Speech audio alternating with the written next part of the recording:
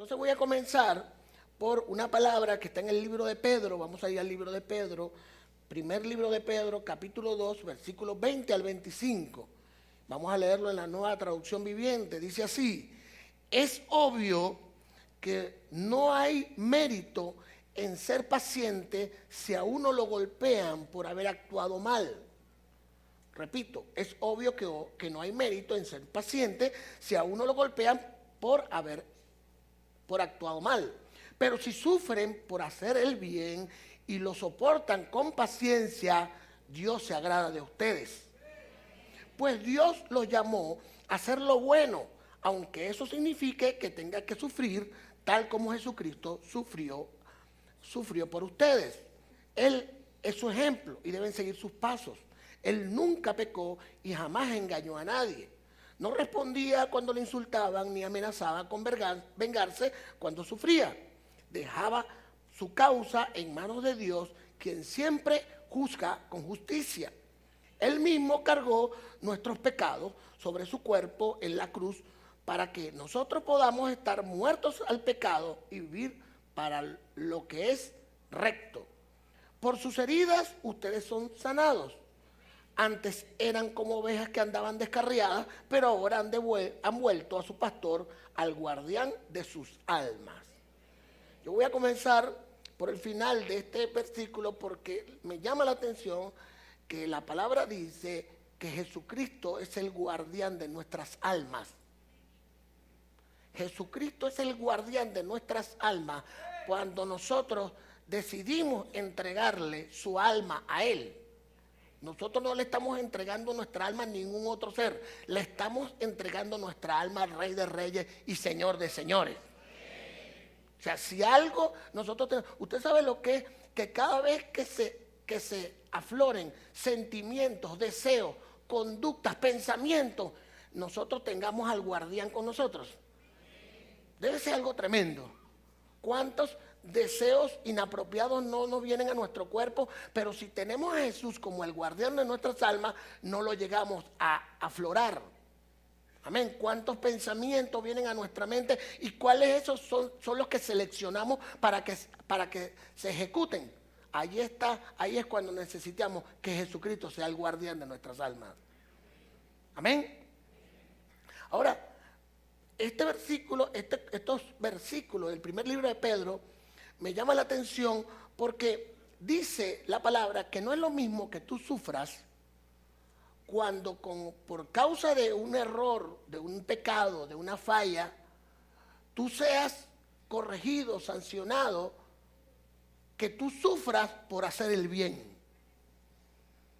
Jesucristo quiere dejarnos claro que lo que agrada a Dios, lo que le da gloria a Él, lo que hace que favor y gracia baje sobre sus hijos, es cuando el sufrimiento es por hacer bien. Jesucristo se encargó mucho de repetir que nosotros no podíamos pagar mal por mal. Y ahí dice la palabra, Él pudo vengarse. Él podía hacer inclusive que ocurriese un terremoto, él podría entronarse en esos tiempos, él podría hacer lo que quiera, pero él le plació hacer lo correcto, hacer bien por mal. Ahora, yo no le estoy hablando de que esto es cualquier cosa. Yo no le estoy hablando que wow, qué alegría, yupi, no, el pastor tiene que sentir su dolorcito interno. No es mal. Pero usted sabe los puntos que uno se anota en el cielo cuando se sobrepone a someter el sentimiento negativo y cambiarlo por un sentimiento positivo. Eso tiene que ser algo grande, bien grande. Y nosotros tenemos que aprender mucho de eso, porque ¿qué es lo primero que nos viene a la mente cuando nos hacen mal? Me vengo. No, pero Jesús no fue así. Al que seguimos, al que todos estamos siguiendo, por el que todos estamos esperando un milagro, pagaba bien por mal. Aún y cuando uno veía lo injusto de todo lo que sucedía. Entonces tenemos que sobreponernos, porque dice la palabra que cuando nosotros dejamos que la justicia la haga Dios, ascuas de fuego amontonamos en la cabeza del otro. Claro, nosotros tampoco queremos que al otro lo estrujen. Me llama la atención porque a veces hay que orar hasta el Señor, perdónalo. Yo he escuchado mucho ese término aquí. Señor, perdónalo. Pero ten por seguro que el Señor, ante una situación como esa, donde hayas hecho el bien por el mal, nunca se va a olvidar de ti. Y te vas a recordar cuando Dios te coloca en un lugar importante o cuando tu anhelado sueño se materialice. Wow, te vas a recordar aquel momento donde pagaste bien por mal. No, los amenes no son tan que brutos que amén, ¿no? Pero, porque no es fácil, yo entiendo. No es fácil realmente hacerlo. Por eso es que es importante.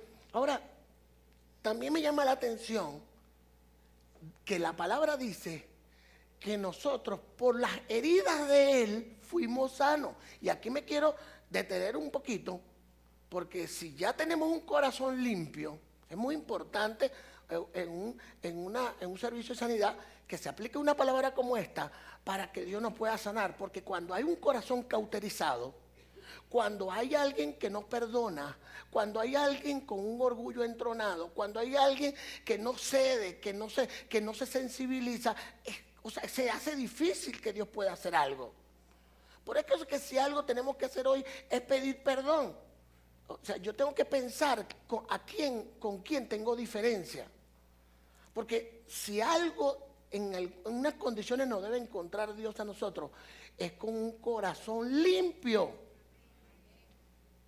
No, pero es que ella me hizo daño. Sí, se trata de que te hicieron daño. Pero la respuesta al hacer el daño es tú hacer el bien. Amén. O sea, la respuesta al daño no puede ser la misma que hace la gente del mundo. Entonces, ¿cuál es la diferencia? La respuesta es pagar bien por mal y dejar que la justicia sea de manos de Dios. Entonces, dice que si nosotros nos encontramos con ese corazón limpio, entramos a la segunda fase de la palabra que estoy predicando hoy.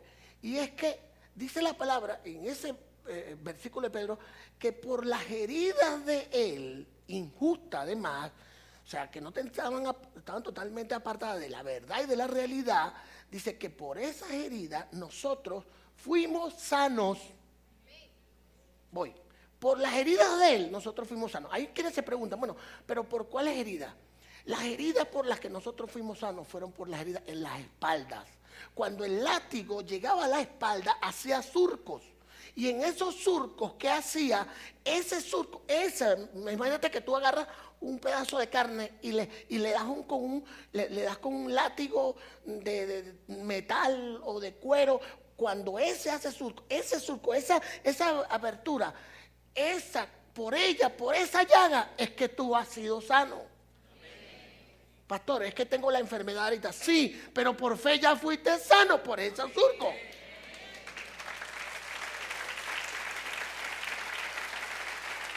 Entonces tenemos que, o sea, yo lo que quiero es precisar que ¿cuántos procuran un milagro el día de hoy? Amén. Bueno, ya tú has sido sano. Amén. O sea, de paso, ¿por qué me llama la atención que él habla en tiempo pasado? O sea, fuiste sano. Él dice que tú fuiste sano. Y la fe dice que es la certeza de lo que viene al futuro y la convicción de lo que no veo. O sea que la fe es la seguridad que lo que va a pasar hoy ya es un hecho. Eso es la fe. En otra palabra, nosotros tenemos que dar todo por hecho. Y aquí lo enseñamos mucho. Se lo estaba enseñando ayer. Estaba ayer con mi familia y a mis hijas y a mi yerno y a la familia. Le decía, cuando nosotros oramos, no es lo mismo que tú digas, ay Señor, por favor te pido que me sane. Eso es lo que hacemos mucho. Ese es un acto donde tú le estás pidiendo que a futuro ocurra algo. Está bien, tú se lo estás pidiendo. Pero cuando tú le dices Señor, gracias porque ya fui sano. En esta lleva fe. Y de esa es la fe que es lo que yo te quiero preparar hoy para que tu milagro se lleve tu milagro de esta iglesia. Se trata de eso. Se trata de declararlas. Dice la palabra que nosotros tenemos que ver las cosas que no son como. Usted tiene que hablar como hecho. Hasta lo que está esperando. Si usted ahorita está esperando por un trabajo, no, pero si entonces se pone a pensar, no, pero es que la situación del país, mira cómo está de grave, no, eso se lo llevó, ¿quién se lo trajo? No, ahí no hay nada, ahí no va a pasar nada. Ahí va a formar parte del montón del 80 y 90 y pico % de la gente que está esperando. En cambio, usted ahorita no tiene trabajo, usted le cree a Jesús y usted dice, Señor, gracias, un día menos, porque mi trabajo ya llegó. Nosotros tenemos que aprender a hablar por fe, a caminar por fe, a transitar por fe. Nuestro lenguaje tiene que ser muy positivo. Y eso es lo que yo quiero construir hoy, antes que se produzca el servicio de sanidad. Que la gente comience a dar por hecho todo lo que le favorece. Amén. Por hecho, obviamente todo lo que le favorece de manera correcta. No es que usted es casado y le gusta otra. Esa también es mía, por hecho la doy. No. No, señor. Así Jesús no actúa. Muy por el contrario. ¿Ve? Nosotros tenemos que ver las cosas que no son. Todo se parece a lo mismo. Por eso me llama la atención este versículo, porque habla de por sus heridas ustedes son sanados. O sea, la palabra lo da como hecho. Entonces, si usted viene hoy con dolencias, vaya imaginándose cómo las llagas de Jesús en su espalda están convergiendo directamente con el lugar donde usted tiene dolor, porque usted hoy sale totalmente sano. Mire, hemos tenido oportunidad donde hemos tenido que echar fuera demonios, influencias malignas en algún hermano o alguna persona, un creyente. Y cuando se le nombra la sangre de Cristo, eso se pone pero insoportable, pues, es terrible. Por eso es que nosotros permanentemente tenemos que cubrirnos con la sangre de Cristo. Amén. Todas estas palabras es muy bueno que vayas recordándolas, se nombran por episodio, pero sí mantenerlas muy presentes, sobre todo un día como hoy. Amén. Vamos a dos ejemplo de sanidad, porque Jesucristo, su ministerio se expandió por milagros, sanidades y prodigios. Fueron las señales lo que hacían que el reino se expandiera. Lo que va a hacer que esta iglesia se expanda son los milagros que hace el Señor. Amén. Vamos al libro de Lucas, capítulo 5, versículo 12 al 16. Vamos a trabajar con la Nueva Traducción Viviente. Dice: en una de las aldeas, Jesús conoció a un hombre que tenía una lepra. ¿Qué tenía el hombre? Muy avanzada. ¿Cómo la tenía? Muy fuerte. Cuando el hombre vio a Jesús, se inclinó rostro en tierra y le suplicó que lo sanara. ¿Qué hizo la persona? ¿Qué hizo? Vamos, la palabra clave ahí es: le suplicó. Diga conmigo, le suplicó. Porque el acto de súplica no es, Jesús, por favor, sáname cuando pueda. O sea, vaya pensando de una vez de qué trata una súplica. Muchas veces nuestra actitud es ser, bueno, Él verá, y si Él quiere que el reino se expanda, que me sane. A veces por eso la gente no pasa nada, porque hay mucha gente con corazones cauterizados, otra gente que está, bueno, sí, está bien. O sea, cuando realmente, si tú quieres hoy salir sano de este lugar, tienes que suplicar. Por eso me detengo en esta palabra, porque entre otros la súplica, si yo tuviera una enfermedad grave, o sea, yo necesito, o un hijo mío, o un familiar mío, o sea, hincarme de rodillas, Señor, te lo suplico por el amor del Señor. O sea, una humillación a Él, porque ahí muestra realmente que que tu corazón realmente está rendido a Él. Amén. Entonces ahí bueno, si me sana, si no, Él verá. Así no, hay que entender muchas veces que se necesitan niveles de súplica. Amén. Señor, le dijo, si tú quieres, puedes sanarme y dejarme limpio. Jesús extendió la mano y lo tocó. Y le dijo, sí quiero, quedando sano. Al instante la lepra desapareció. Entonces Jesús le dio instrucciones de que no dijera a nadie lo que había sucedido. Le dijo, preséntate ante el sacerdote y deja que te examinen. Lleva contigo la ofrenda que exige la ley de Moisés a los que son sanados de lepra. Esto será un testimonio público de que has quedado limpio. Sin embargo, a pesar de las instrucciones de Jesús, la noticia de su poder corrió aún más y grandes multitudes llegaron para escucharlo predicar y ser sanado de sus enfermedades. Así que Jesús muchas veces se alejaba al desierto para orar. Encontramos a una persona de esas que no le importaba lo que dijera la gente, porque en la Biblia aparece cualquier cantidad de testimonios donde había unos niveles de ruego, de súplica con tal que la gente lo sanara. Es más, hay un hecho donde una persona estaba ciega y escuchó que venía un grupo de gente. Cuando pregunta, no, es que Jesús va pasando. Y en ese momento que él va pasando, el hombre, Jesús, Jesús, Jesús. Tanto que los discípulos le decían, mira, por favor, callen ese señor nos tiene atormentado. Pero imagínense quiénes son. Por eso dice, a mí me llama la atención cuando la palabra dice que el reino de Dios sufre violencia. Me llama la atención, por eso nosotros decimos que el reino de Dios es de los violentos, solo ellos lo arrebatan. Si usted en estos momentos está procurando por un proyecto de trabajo y usted se le está ahí, bueno, el jefe verá si viene. Bueno, no sabe lo que se pierde, que además a lo mejor dirá el otro, no me pierdo nada.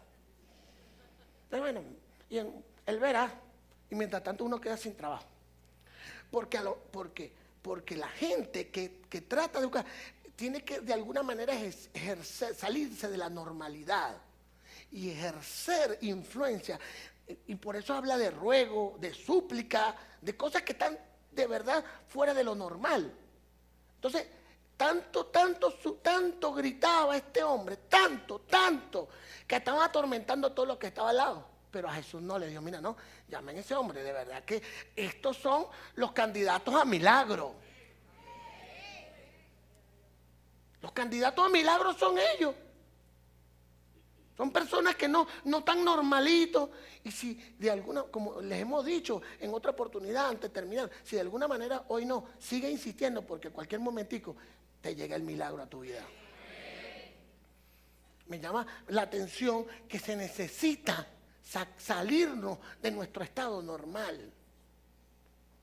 Le decía yo a un familiar hace unos días, hermano, tú eres con tanta capacidad, con tanto esfuerzo, con tanto sacrificio, pero tú no quieres salir del lugar donde estás. Tú no quieres emprender. Tú, bueno, sí, está bien. Y entonces andas ahorita que no tienes ni nada. ¿Sabes cómo está la situación en Venezuela? La gente no tiene ni para atrás ni para adelante. No, hermano, hay que ejercer actos de violencia, hay que salir, hay que moverse, no hay que quedarse estático, porque después vienen las consecuencias y no podemos salir de ellas. Entonces, este hombre era sano de lepra y esta persona robaba, insistía, por favor, sáname. Era una persona que buscaba, no se quedaba como estaba. Lo que sí me llama la atención es que le dijo, mira, parece que le dijo, mira, anda y le dice a todo el mundo.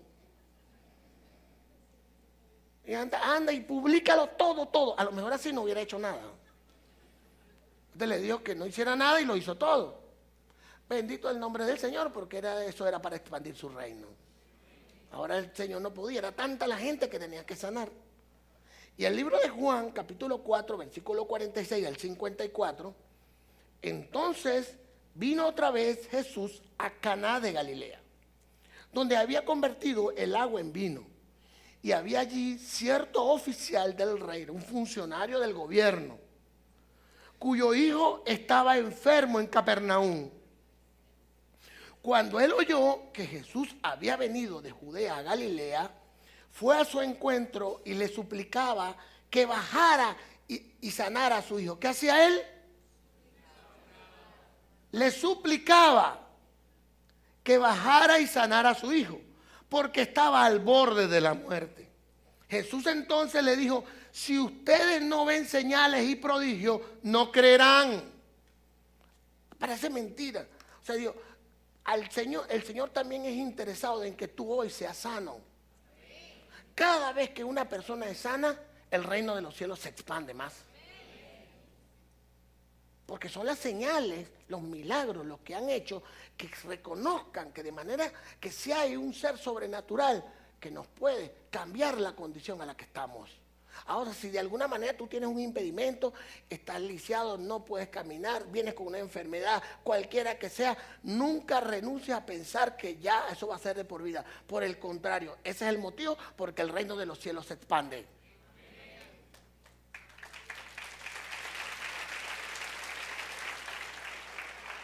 Amén. Seguimos. Entonces le dice el Señor, puedes irte. Entonces el oficial del rey le dijo, Señor, baja antes de que mi hijo muera. O sea, él estaba suplicando, desesperado. Su hijo estaba postrado en una cama, él estaba en otro lugar. Pero le dijo, por favor, baja antes de que mi hijo muera. Entonces le dice Jesús, puedes irte, tu hijo vive. Dijo Jesús.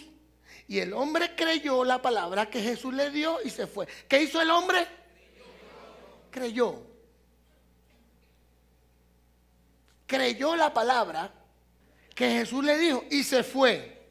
Y mientras bajaba a casa, sus siervos le salieron al encuentro y le dijeron que su hijo vivía. Cuando fueron, le dijeron que su hijo vivía. Entonces le preguntó a qué hora había empezado a mejorar.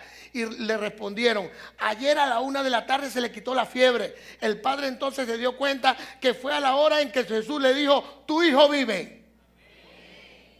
Y creyó él con toda su casa. Esta fue la segunda señal que Jesús hizo cuando fue de Judea a Galilea. Es tremendo. A mí me llamó mucho la atención porque este hombre, aun cuando tenía fe, fue a preguntar a ver, ¿fue sano mi hijo? ¿A qué hora? Para saber si coincidía con lo que Jesús había dicho. No, ese sanó a la 1. A la 1 empezó a cambiar todo. Esa era la hora donde Jesús estaba diciendo que mi hijo vivía. ¿Cuál es la hora en que el Señor va a decir que tú eres sano? Esta es la hora. Esta es la hora donde tú vas a ser sano. Por tu fe, por creer, por no dudar.